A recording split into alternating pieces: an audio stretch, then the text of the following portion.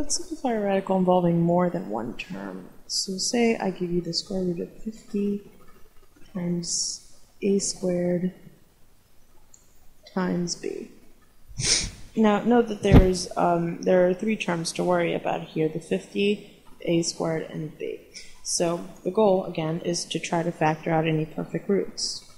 So for 50, the perfect root we could take out is 25, which is 5 squared. And then what's left over is a 2.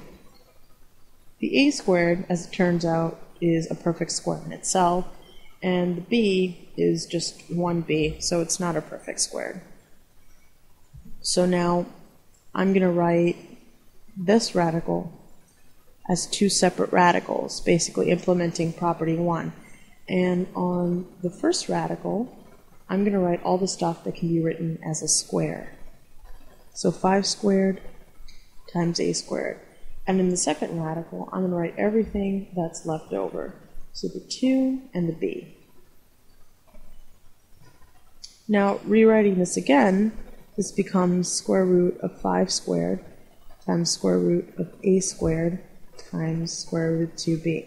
Basically, I just used property 1 for radicals again. And now note that the square root cancels out the square on the first two terms. So the first term is just left to a 5. The second term becomes an a.